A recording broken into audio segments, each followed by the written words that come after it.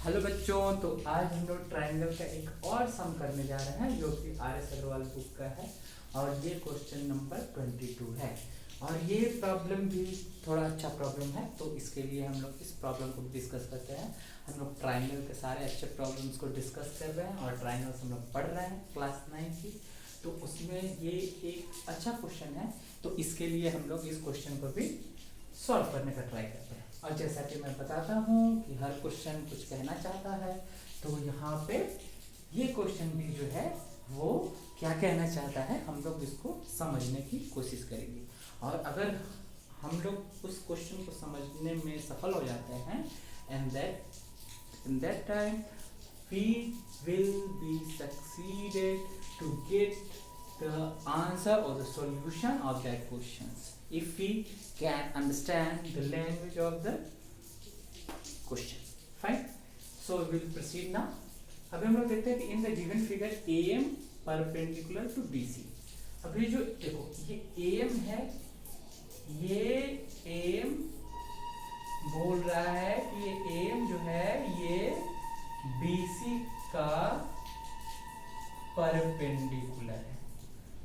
ठीक है, अब ये कहना चाहता है कि जो मेरा एंगल है आप 90 ले लो। ये इसकी ये बात हम लोग समझ गए। अब इसकी दूसरी बात समझने की कोशिश करते हैं। And N is the bisector of angle A. और जो एन है, ये एन है, ये जो है वो इस पूरे एंगल का बाइसेक्टर है। मतलब जितना ये एंगल है उतना ही ये एंगल है, ये कहना चाहता है। चलो ये बात भी हम लोग समझ गए कि जो एंगल बी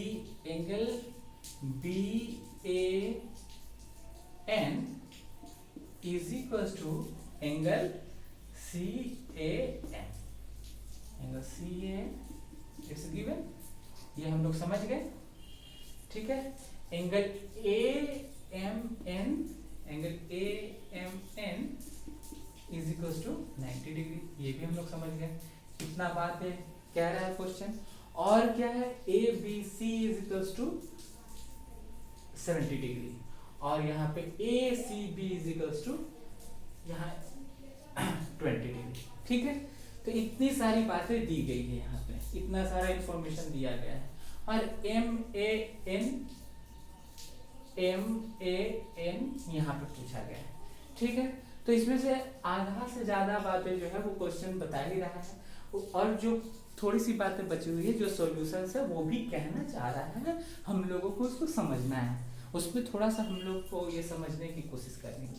तो बस देखो सिंपल सा चीज है कि ये अगर 70 है, ये 20 है, तो अगर हमें पूरा ट्रायंगल ले इन ट्रायंगल BAC, अगर हम ये पूरा ट्रायंगल ले इन ट्रायंगल BAC, हम लोग देखेंगे कि BAC में क्या होगा कि एंगल B जो है, एंगल B जो है वो 70 डिग्री है, एंगल A जो है वो हमें फाइंड आउट करना है, और एंगल C जो है वो 20 डिग्री है, और तीनों का सम हम लोग को पता है 180 होता है।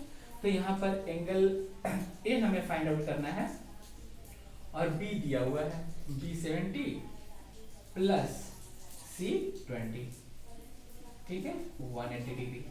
अभी एंगल A कितना हो गया, ये 70 प्लस 20 90, ये इस साइड जाएगा तो एंगल A 90, ये बात हमें पता चली, एंगल A 90। देखो ये कहना चाह रहा था, ये कहना चाह रहा था कि एंगल A जो है वो 90 डिग्री होगा। अब एंगल A 90 डिग्री है, तो ये AN जो है बाइसेक्टर है, इट मींस कि ये 45 होगा और ये भी 45 होगा। ठीक है, मंगल मतलब एंगल CAN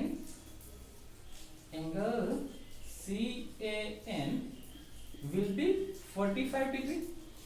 ठीक है, सीधी सी बात है, CAN 45 होगा क्योंकि ये एंगल A का बाइसेक्टर है। अब बाइसेक्टर है तो 45 डिग्री।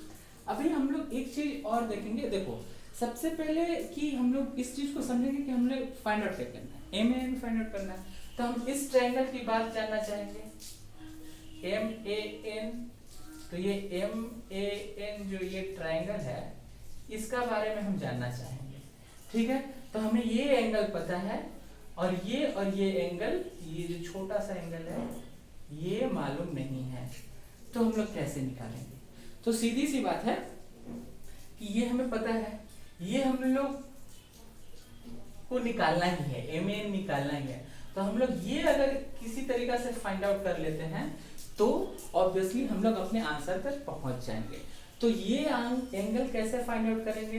तो हम लोग बहुत अच्छा जानते हैं कि ये जो ये एंगल है, ये एंगल क्या है? ये CN का प्रोड्यूस्ड पार्ट है। ये जो CN है लाइन, इसका प्रोड्यूस्ड पार्ट है ये, ठीक है। प्रोड्यूस्ड पार्ट है मीन्स क्या? मीन्स कि ये जो है ये एक्सटर्नल एंगल है और इस एंगल का वैल्यू क्या होगा? मतलब एंगल ANM क्या होगा? एंगल ANM क्या होगा? एंगल ANM जो है वो होगा क्या? Angle ACN, angle ACN plus angle NAC, angle NAC। हमने पढ़ा है कि कभी भी किसी ट्रायंगल का अगर एक साइड प्रोड्यूस्ड होता है आगे की ओर, तो जो एक्सटर्नल एंगल बनता है उसका वैल्यू जो है वो इंटीरियर अपोजिट एंगल जो रहता है उनके सम के बराबर होता है। तो सीधा सा बात है, यहाँ पर ANM का वैल्यू क्या हो जाएगा?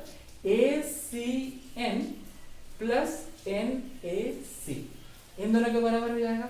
तो सीधा बात है ACN का वैल्यू हमें पता है कितना है? 20 डिग्री, और NAC का वैल्यू कितना है? 45 डिग्री। तो ये कितना हो गया? 65 डिग्री। तो ANM ये हो गया 65 डिग्री। तो अब हमें पता है ट्रायंगल MAN में, ट्रायंगल MAN में हम लोग जानते हैं angle M plus angle N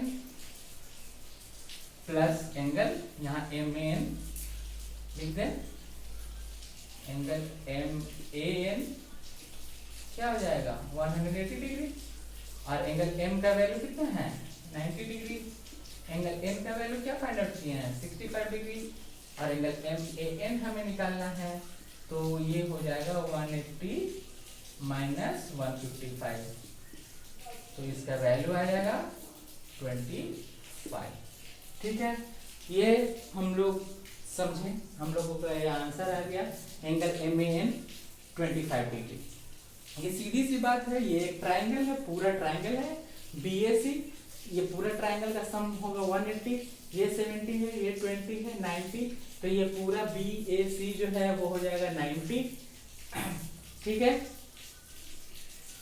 और यहाँ पर AMN दिया हुआ है 90, और हमें ये इस ट्रायंगल में MAN फाइंड आउट करना है, तो ये फाइंड आउट करना है, ये दिया हुआ है, तो ये इसका अरेंजमेंट हम लोग को करना होगा। अब ये करना होगा, इसके लिए हम लोग क्या कर सकते हैं? तो इसके लिए हमें एंगल चाहिए, ये और ये एंगल चाहिए, और ये एंगल हमें 45 और 20 मिल जाता है, जिससे हम लोग को एंगल ANM मिल जाता है, और उसके बाद हम लोग इजीली MAN को फाइंड कर देते हैं। यहाँ पर आप लिखना चाहो तो AMN, इसको ये लिख देते हैं AMN plus angle ANM plus MAN, इसको ऐसे भी लिख सकते हैं हम लोग। ठीक है, तो उम्मीद करते हैं ये क्वेश्चन आप लोग को समझ में आया होगा। थोड़ा सा टिपिकल है, घुमा हुआ है, लेकिन आप लोग अगर इसको ध्यान से समझेंगे, समझने की कोशिश करेंगे, तो obviously you will get to the result and you will find the answer. Okay, तो उम्मीद करते हैं आपको समझ में आया होगा। अगर समझ में आया है तो आप इस चैनल को सब्सक्राइब कर लीजिए, जिससे आपको प्रॉपर सारा वीडियो सब आपको मिलता रहे। और ठीक है, अच्छे से पढ़ाई कीजिए। तब तक फिर हम लोग आगे प्रोसीड करेंगे नेक्स्ट वीडियो में, तब तक के लिए बाय बाय।